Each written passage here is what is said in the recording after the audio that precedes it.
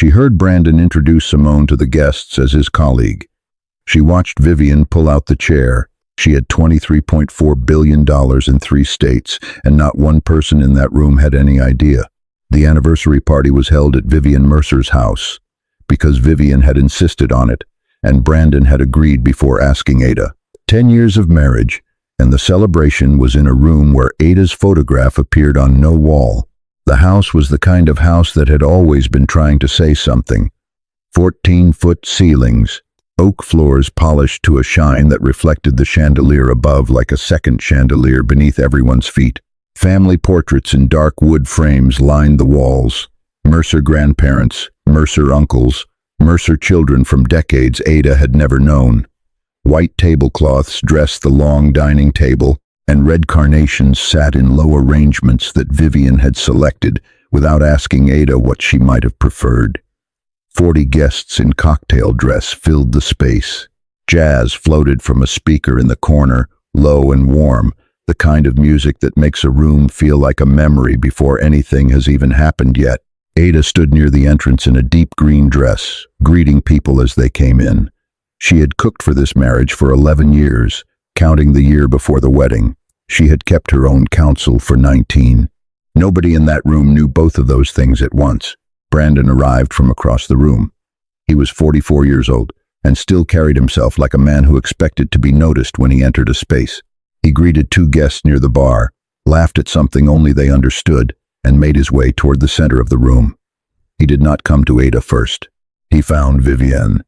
They embraced with the ease of 2 people whose alliance had outlasted its original purpose, and Vivian said something into his ear that made him straighten his tie. Then he drifted to the far end of the room, near the window, where Simone Cartier was already standing. Simone was 36 years old and dressed in a way that communicated something precise. She was not overdressed. She was calibrated. She wore a blush blazer and pearl earrings, and the particular expression of a woman who has already mapped the room and found her position in it satisfactory. Brandon reached her and they exchanged a brief word, and then his hand moved to the small of her back. Not a touch, a placement, natural, familiar, the kind of touch that does not think about whether anyone is watching because it has stopped thinking about that. Ada saw it. She saw everything. She always had. She did not change her expression. She excused herself from the guest she was speaking with, crossed to the table, and poured herself a glass of water. She took one slow sip. She set the glass down. She turned to greet the neighbor's wife, who was walking toward her with a warm smile and a wrapped box, and she smiled back with her whole face. Derek Mercer, Brandon's younger brother, was standing near the dessert table with a drink in his hand. When Brandon glanced his way from across the room, Derek raised his glass slightly, just slightly, the kind of acknowledgement that is not meant for everyone to see. Paige, the younger sister, looked toward Ada once during the first hour of the party. Once. Then she looked away and did not look back. Vivienne stood up midway through dinner. She did not wait to be given the floor. She tapped the side of her wineglass with one finger, and the table went quiet the way tables do when the person standing has decided the room belongs to her. She spoke for 4 minutes. She spoke about the Mercer family name and what it had taken to build it. She spoke about her late husband and the values he had passed to his children. She spoke about legacy and what it demanded of a person. She used the word legacy 6 times. In 4 minutes, she did not say Ada's name once. She concluded by looking directly at Ada at the far end of the table. She held that gaze for 2 full seconds. Then she said, quietly, with the pleasant smile of a woman delivering a verdict she had practiced, "Brandon deserves a legacy that lasts." The table was quiet. Someone cleared their throat. The jazz continued from the speaker in the corner, unbothered. Ada looked at Vivienne. She held the look for exactly as long as Vivienne had held hers. Then she picked up her fork, cut a piece of the roasted lamb on her plate, brought it to her mouth, and ate, slowly, without any hurry at all. That was the only answer she gave, that evening, that year, to any of it. There is one detail from that night that people who were there would remember, even those who could not name what had unsettled them. On the long table set to celebrate 10 years of a marriage, among the white linens and the red carnations and the photographs that lined every wall of that room, there was not a single image of Ada and Brandon together. Not one photograph from the wedding. Not one from the years since. In a house covered in Mercer portraits, Ada did not appear anywhere. She had noticed it when she arrived. She said nothing about it. After the guests began to leave, Ada said goodnight to the last few people near the door, thanked Vivian with a brief and appropriate warmth, and walked to her car in the driveway alone. She sat in the dark for 3 minutes before she turned the key. Her right hand found the silver ring on her right finger and held it in the darkness, the metal smooth and warm against her palm. She did not take it off. She simply held her own hand for a moment. Then she started the car and drove home. To understand what happened next, and why it happened the way it did, you have to go back. Not to the party, not to the first sign or the second, or the long quiet year when Ada understood clearly what her marriage had become. You have to go much further back than any of that. You have to go to Selma, Alabama. Ada Okonkwo was 4 years old when her parents left. Her father and mother had come from Enugu State in Nigeria 20 years before, had built a modest life in Alabama, and then decided to return. They took what they could carry. They left Ada with Mama Chidinma, her mother's mother, who lived in a wood frame house on the eastern edge of Selma, where the roads had not been repaved since before Ada was born. Ada did not receive letters. She received birthday cards the first 2 years, and then those stopped too. She never asked Mama Chidinma to explain it. She understood very early that some questions did not have answers worth the cost of asking them. She learned to work with what was in front of her instead. What was in front of her was Mama Chidinma. Mama Chidinma was a small woman, barely 5 feet 2, with hands that had been working since before Ada could imagine. She kept a vegetable garden along the south fence that fed them through winters when money was shorter than either of them acknowledged out loud. She went to church on Sunday and believed in God the way you believe in something you have watched show up. She laughed easily at small things and was not easily moved by large ones. Every Monday morning, without variation, Mama Chidinma sat at the kitchen table with a small leather notebook and a pencil and wrote. She wrote in a cramped, careful hand. She wrote which parcels of land in the county were coming up on tax liens. She wrote which families were behind on payments and might be looking to sell. She wrote where the soil was good and where the water table sat close to the surface, and what that meant for anyone who understood it. She never explained these notes to Ada. She left the notebook open on the table. Ada read it. That was the lesson. It was never said out loud. It did not need to be. When someone came to the house needing help, a neighbor behind on rent, a cousin with a car that would not start, a woman from the church whose landlord had served her papers, Mama Chidinma listened to the whole story without interrupting. Then she did something specific. She drove the woman to the county clerk's office. She called the mechanic she knew personally and asked him to do the repair at a price that could be paid in 2 weeks. She did not promise things she could not control. She moved. She showed up. She did not perform generosity. She practiced it like a discipline, the same way she practiced the garden, the same way she practiced the notebook, quietly and without announcing the method. Ada watched all of it. She held it in the way that children hold things that matter before they have the language to explain why. There was one summer, Ada was about 12, when a family 2 roads over lost their land at tax auction.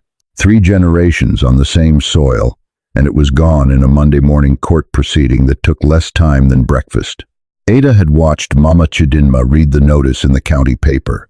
Her grandmother set the paper down on the table. She did not comment on it. She opened her notebook and made an entry. Then she went to check on the garden fence where one of the posts had started to lean. Ada asked her that evening why she had not said anything about the family, about what had happened to them. Mama Chidinma was quiet for a moment. She was shelling butter beans into a clay bowl, her hands moving with the steadiness of long habit. She said, "I said something about it 30 years ago when I filed the tax exemptions on this land. I said something about it when I paid what was owed before it was due. I said something about it every Monday when I opened that notebook." She did not say anything further. Ada carried that answer for the rest of her life. She had never needed another one. When Ada was 19 and in her first semester at Auburn University, Mama Chidinma was admitted to Baptist Medical Center in Selma with a heart that had decided it had worked long enough. Ada drove 4 hours and sat in a plastic chair beside the bed and held her grandmother's hand through the nights that the nurses said were the important ones. On the third night, Mama Chidinma opened her eyes. Her hand was cold. It had been cold since the second day. But when she found Ada's hand in the dark, her fingers closed around it with a strength that made Ada's breath catch. She pressed something into Ada's palm. A silver ring, plain band, no stone, the metal worn smooth from decades on the same finger. Ada felt the weight of it, the temperature of it, the strange aliveness of an object that has been held so long it carries the shape of another person's life inside it. Chidinma held Ada's hand closed around the ring and looked at her the way she had always looked at her, like she was reading something in Ada that the rest of the world did not have access to. Her grandmother's voice was barely more than breath, but Ada heard every word. Still water cuts the deepest channel. 3 days later, Mama Chidinma was gone.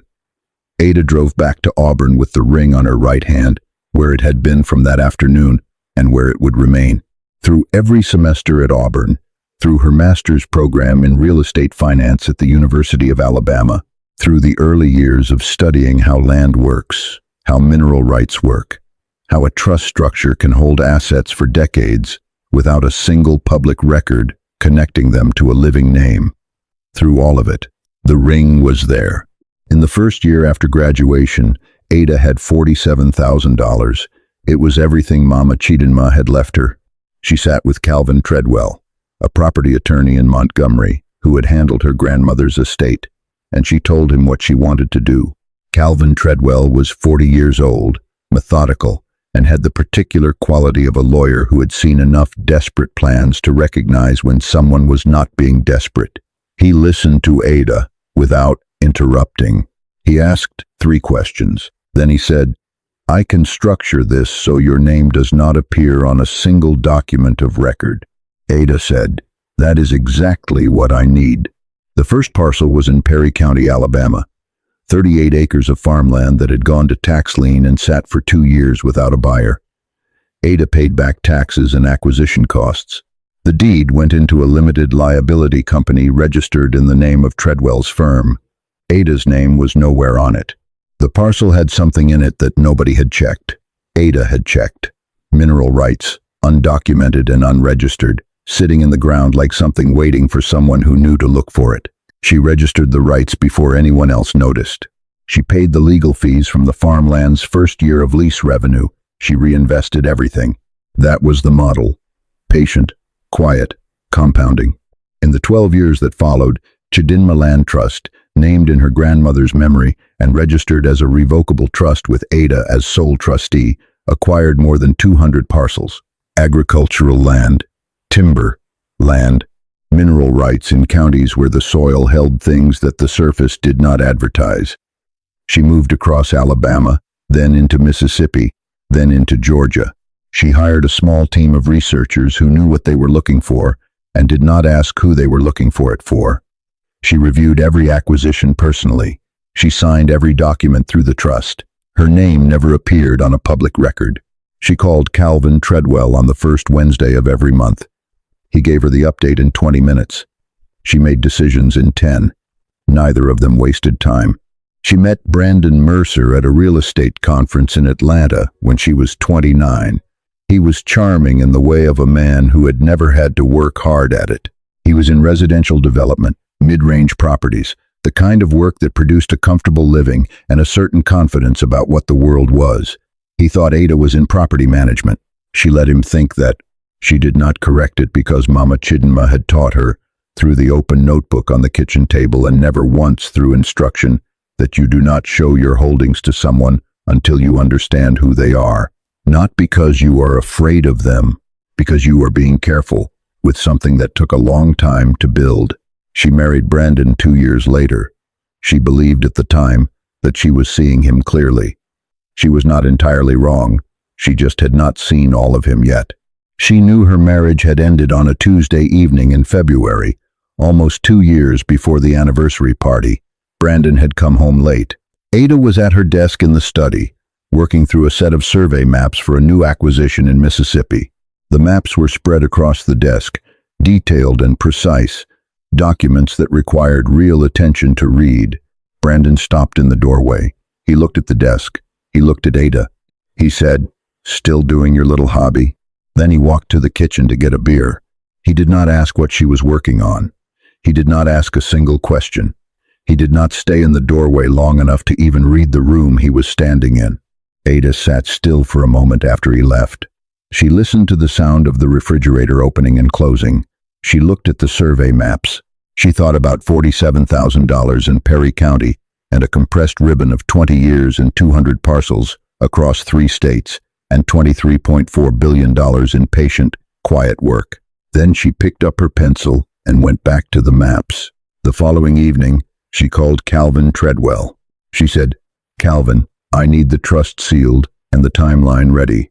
All of it." Calvin did not ask her if she was sure. He had known Ada for 19 years.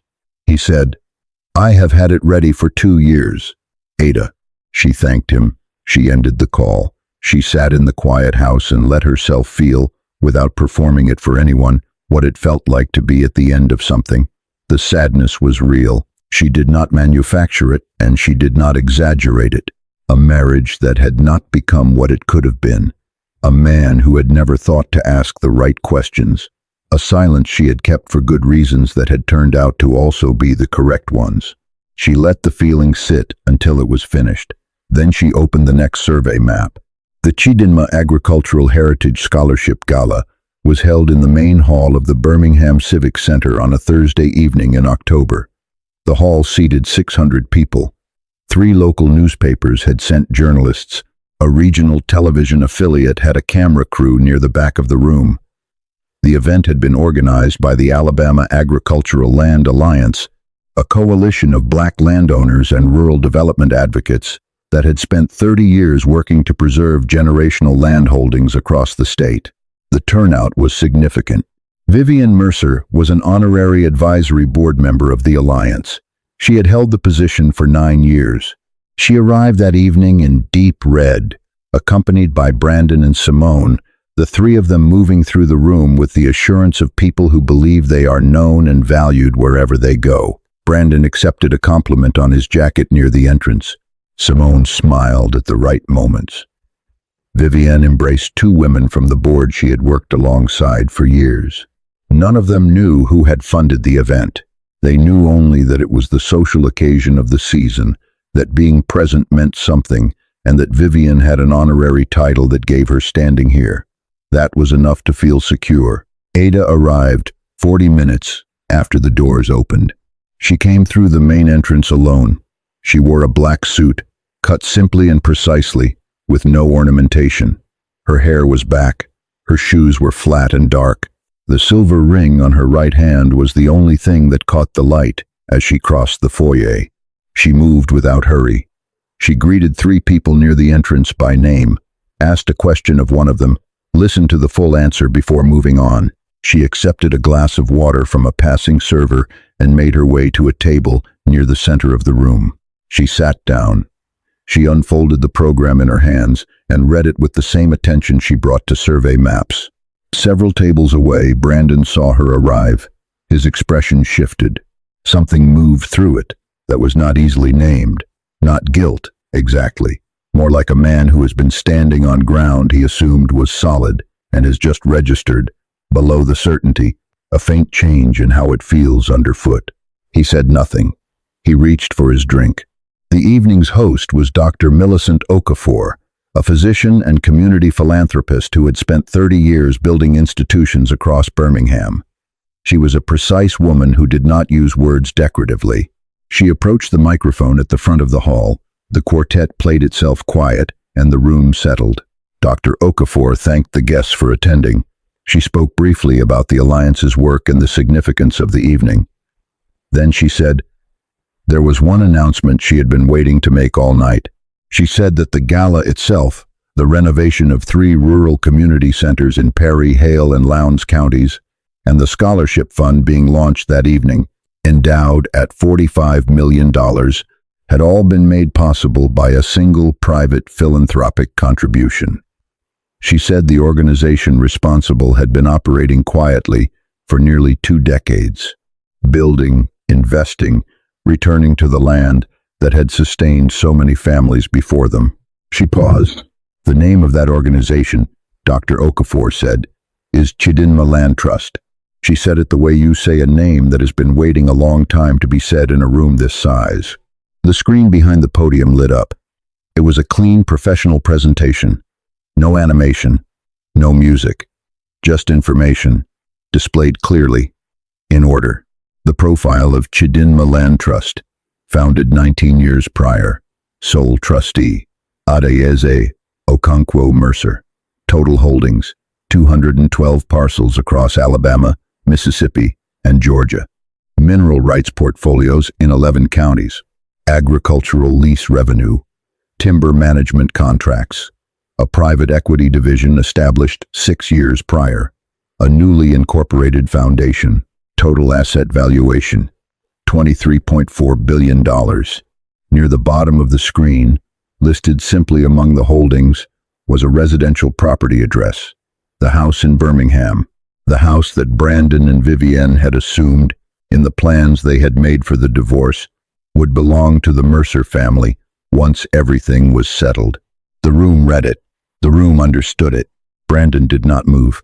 He stood with his drink in his hand not moving, as though he had forgotten what either thing was for. The color did not leave his face. Something else left instead. Something harder to name and harder to recover once it is gone. Vivienne's hands found her clutch. Both hands, together, gripping the small beaded bag as though it could hold the weight of what she was watching. Her eyes moved from the screen to Ada, and back to the screen.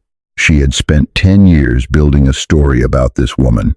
The story was gone. In its place was a number on a white screen. Simone Cartier looked at the screen. She looked at Brandon. She looked at the screen again. Her expression changed 3 times in 4 seconds, the recalculation visible and then composed. She reached for her bag from the back of her chair. She stood without speaking to Brandon, without looking at him, and walked toward the side exit at a pace that was deliberate enough to look controlled and fast enough to be finished with it. Brandon watched her go. He did not call after her. Ada stood when Dr. Okafor said her name. She smoothed the front of her jacket. She walked to the microphone with the same unhurried step she had always carried, the step of a woman who had spent 2 decades moving at the pace of work that cannot be rushed. She did not look at Brandon. She did not look at Vivienne. She faced the room. "My grandmother's name," she said, "was Chidinma Okonkwo.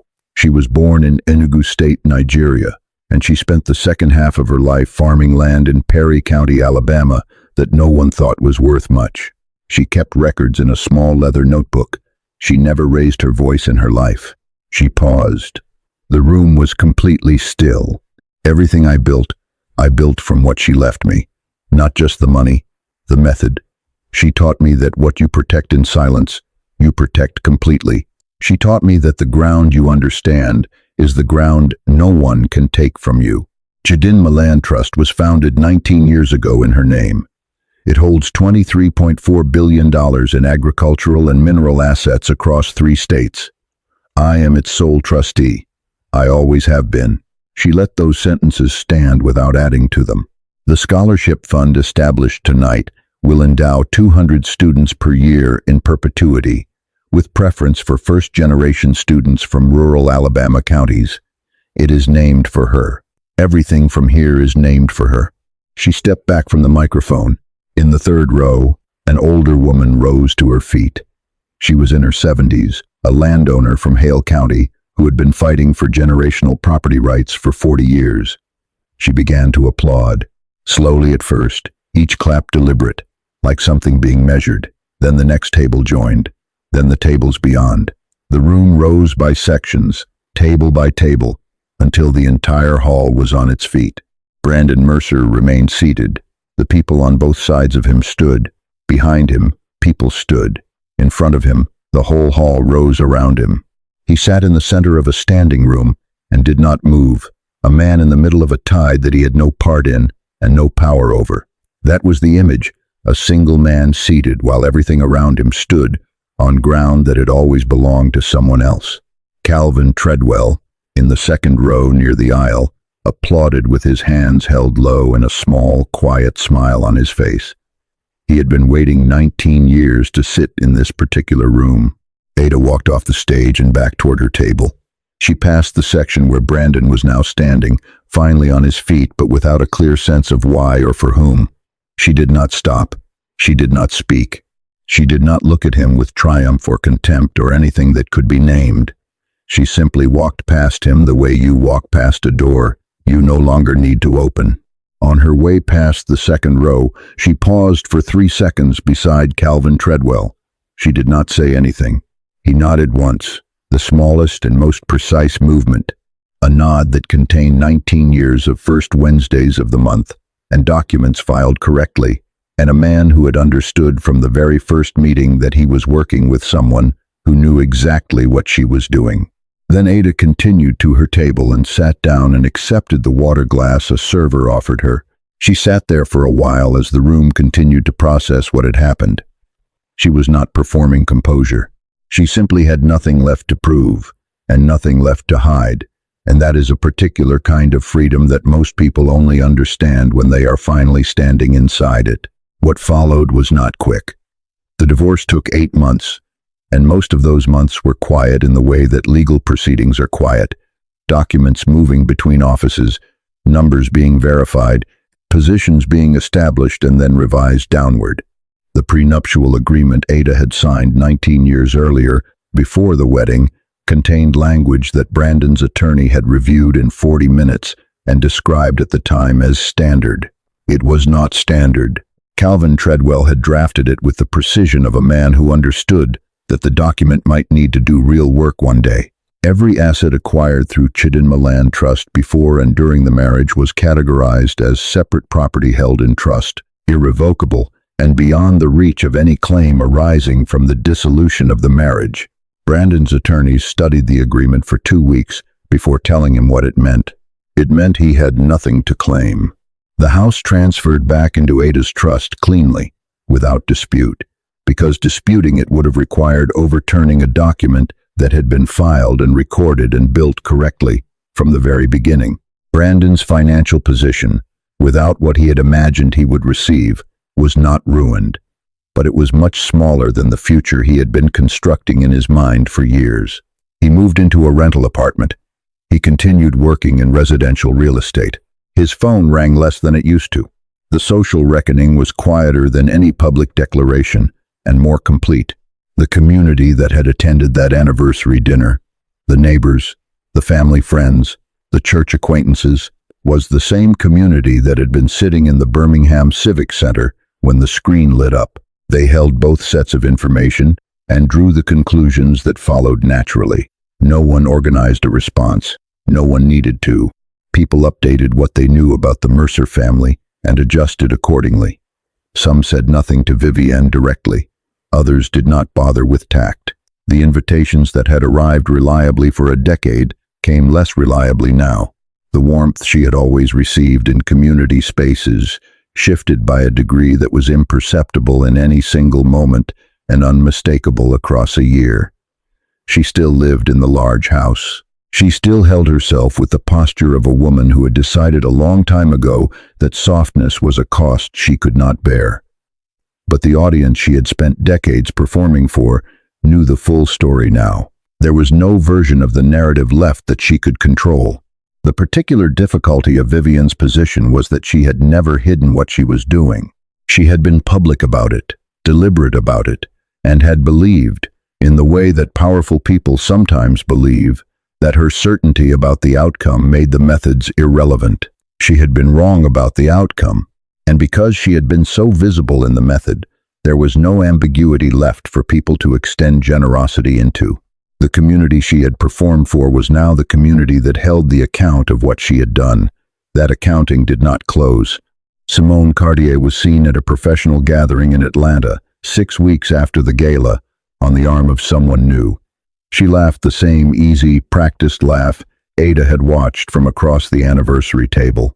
She had moved on with the efficiency of someone who had never actually stopped moving, only changed direction. Brandon had believed she cared for him. He had not understood that she had been reading a balance sheet. The balance sheet had changed. Derek and Paige Mercer had not been architects of what their mother and brother had done, only secondary beneficiaries of a plan that had never fully included them in the first place. When the plan dissolved, their lives continued largely as before, except lighter in one specific way. They were no longer carrying a secret on behalf of a strategy that had never been theirs. Brandon would learn, in time, what he had actually lost. Not the money, not the house. When he looked at his own life clearly, the thing that was genuinely gone was simpler and more permanent than any asset. He had been seen, finally and accurately, by the people whose opinion had mattered most, not with hatred, with something more final than that, with knowledge. He would spend years learning to live inside that clarity, and to find, if such a thing was possible, something in himself worth the looking.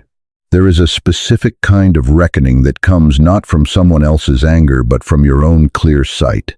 It is the moment you understand, without anyone explaining it, that the choices you made were not mistakes made in ignorance. They were choices made while knowing better, or while refusing to know.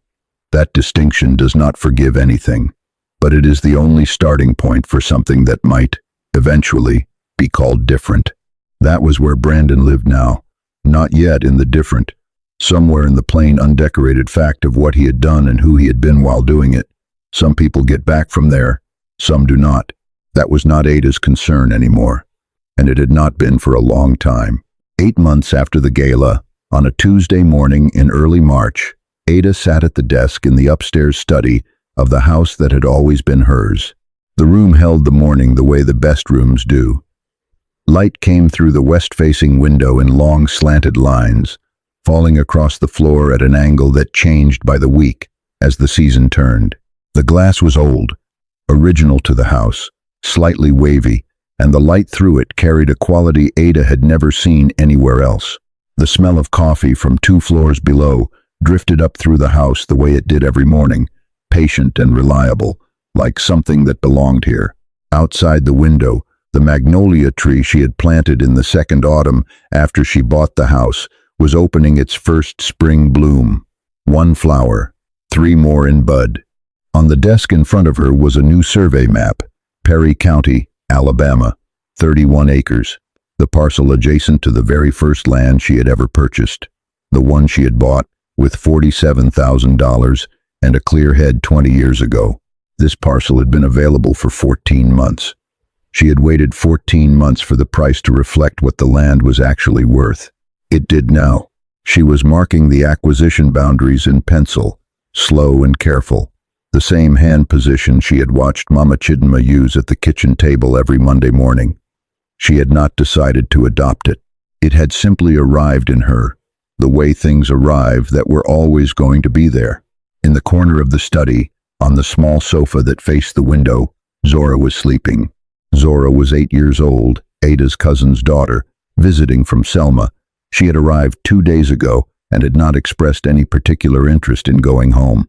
She lay curled on the sofa with one arm folded under her head and a picture book about monarch butterflies open on her chest, the pages rising and falling with her breathing. She had fallen asleep partway through a sentence Ada had been reading to her. Ada had covered her with the light blanket from the arm of the sofa and returned to the maps. Ada set the pencil down. She looked out the window at the magnolia. She looked at the map. She let the silence of the room sit with her for a moment without filling it. The work in front of her was ordinary work. A parcel of land, a boundary line, a pencil mark on paper. It was the same work Mama Chidinma had done at the kitchen table every Monday morning for 40 years, and it was the same work Ada had done for 19 years, and she understood now that this continuity was not coincidence. It was what the work was. It had always been about this, not the number on the screen at the Birmingham Civic Center, not the documents signed and sealed. not the satisfaction of a truth finally told in a large enough room. It was about this: a woman at a desk in the early morning, doing the next thing, in the name of the person who had shown her what the next thing was. Then her right hand found the silver ring on her finger. She turned it once, slowly, the way she had 10,000 times before. The metal was smooth and warm from her skin. The inscription inside the band had been worn nearly smooth by now, but she had not needed to read it in 20 years. She knew every letter. She had known them since the night they were pressed into her palm. She closed her eyes. She thought about a kitchen in Selma. She thought about a small leather notebook open on a table, and a hand holding a pencil at exactly this angle, and the quiet discipline of a woman who understood that what you build in silence, held close and built carefully, becomes something that outlasts every person who underestimated it. She thought about cold hands in a dark hospital room. She thought about a voice that was barely breath, and a sentence that had turned out to be the most complete education she had ever received. She opened her eyes. Zora stirred on the sofa. The butterfly book slid from her chest to the cushion beside her. One sock had come off during sleep, and her bare foot was tucked up under the edge of the blanket, small and searching for warmth. Ada watched her for a moment. This child who would grow up knowing exactly who she came from, and who would, if Ada had anything to say about it, know how to keep a notebook and read a county tax record, and understand that the ground beneath her feet was something worth understanding. Zora had asked Ada 2 nights ago, while they were eating dinner, what all the maps in the study were for. Ada had thought about how to answer that. She said, "They are a record of things worth taking care of." Zora had nodded, accepting this as though it were the most natural answer in the world. Then she had asked for more cornbread, and the moment had passed. But Ada had thought about it since. She thought the answer was the most accurate thing she had said in a long time. The morning light continued its slow work across the floor, moving the way light moves, which is to say, patient and continuous, and indifferent to everything except the business of arriving. Ada picked up her pencil. She went back to the map. She thought about what Mama Chidinma had told her at the end, the only sentence that ever needed to be said, and she understood it now in her hands, in the pencil, in the parcel of land being marked, in the ring on her finger, in all of it. The sentence was not about patience, though it required patience. It was not about endurance, though it required that too. It was about the nature of what lasts. What lasts is what moves without announcing itself. What lasts is what builds without asking for witnesses.